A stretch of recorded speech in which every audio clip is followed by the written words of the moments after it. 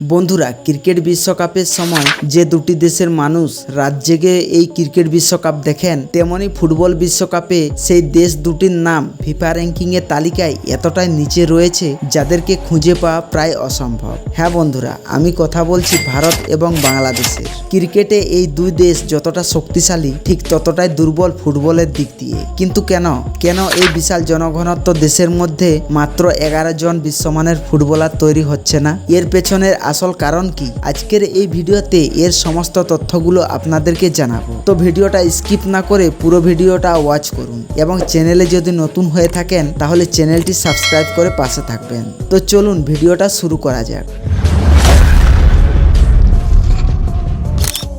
প্রথম কারণটি হলো ক্রিকেটের আগ্রাসন। কারণ ভারত এবং বাংলাদেশে ক্রিকেট খেলা এখন শুধু একটি খেলা নয়, এটি একটি ধর্ম। কারণ কোটি কোটি টাকা খরচ করে থাকেন একটি ক্রিকেট টুর্নামেন্টের উপর। অ্যাডভার্টাইজ, স্পন্সর থেকে শুরু করে বড় বড় কর্পোরেট ইনভেস্টমেন্ট সবকিছুর ব্যবসা চলে এই ক্রিকেটের জন্য।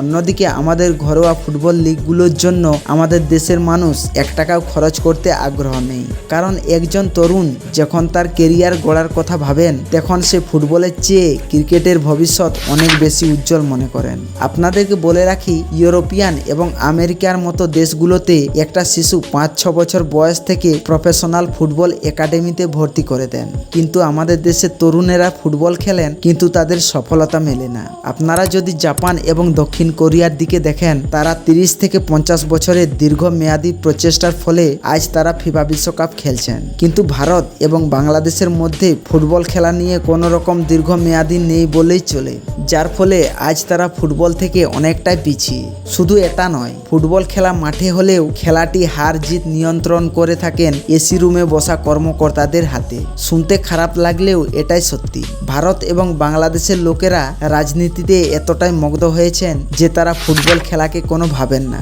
একটা সময় ছিলেন যখন ভারত ফুটবলে খুবই পারদর্শী ছিলেন, যেখানে আর্জেন্টিনার মতন দলকে টক্কর দেওয়ার মতন ক্ষমতা রাখতেন। শুধু তাই নয়, ভারত স্বাধীনতা পাওয়ার আগে তারা ফিফা বিশ্বকাপ খেলার জন্য সুযোগ পেয়েছিলেন। কিন্তু সে সময় ইংরেজদের শাসন এবং অর্থনীতির অভাবে ভারত ফিফা বিশ্বকাপ খেলতে যেতে পারেননি, যার ফলে ভারতের লোকেরা ফুটবলকে এতটা ভালোবাসতেন না। এরপর ক্রিকেট খেলার উপর দেশের লোকেদের আগ্রহ জাগে এবং ক্রিকেটকে তারা সহজ খেলা ভেবে নেয় এবং ক্রিকেট হয়ে ওঠে ভারতের খুবই জনপ্রিয় একটি খেলা। বর্তমানে আমাদের এই এশিয়া মহাদেশে প্রায় 10 থেকে 15টি দেশ রয়েছে যারা ফিফা বিশ্বকাপ খেলে আসছে। কিন্তু ভারত এবং বাংলাদেশের ফুটবল খেলা দিন দিন অবনতি ঘটছে।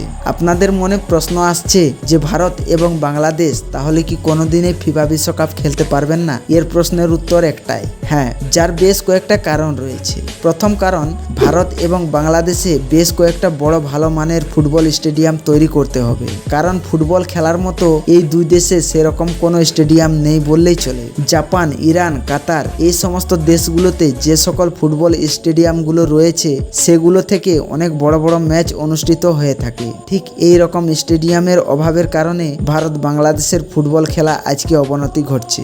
এবং দ্বিতীয় কারণ হলো প্রফেশনাল ফুটবল একাডেমির অভাব। ভারত এবং বাংলাদেশের বাচ্চাদের ফুটবল প্র্যাকটিসের জন্য কোনো রকম ফুটবল একাডেমি স্কুল নেই, যার কারণে একটি বাচ্চা ছোট থেকে ফুটবলের উপর আগ্রহ থাকে না।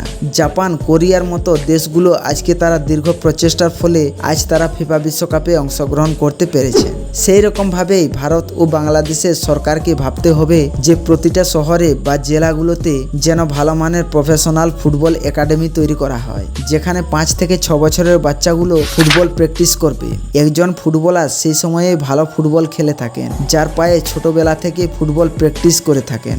এবং তৃতীয় কারণ হলো রাজনৈতিকবিদ। আপনাদেরকে বলে রাখি, স্পোর্ট নিয়ে কোনো রকম রাজনীতি না করাই ভালো। আপনারা হয়তো অনেকেই শুনেছেন যে একজন ভালো মানের ফুটবল প্লেয়ার তৈরি হয় তার নিজের প্রচেষ্টার ফলে, কিন্তু তার এই সফলতাকে বিফলে ফেলে দেন এক রাজনৈতিকবিদ, যার কারণে ভারত ও বাংলাদেশের সমস্ত স্পোর্টগুলোকে নষ্ট করে দেয়। আর এই সমস্ত বিষয়গুলোকে এই দুই দেশ যদি পালন করেন, তাহলে অবশ্যই দেখবেন একদিন ভারত ও বাংলাদেশ ফিফা বিশ্বকাপের দোরগোড়ায় পৌঁছে যাবেন। তো এই বিষয়ে আপনাদের কি মতামত তা কমেন্ট করে জানাবেন এবং ভিডিওটা কেমন লেগেছে তা জানাতে ভুলবেন না। তো এই ছিল আজকের ভিডিও, দেখা হবে পরের ভিডিওতে। ভালো থাকবেন, ধন্যবাদ।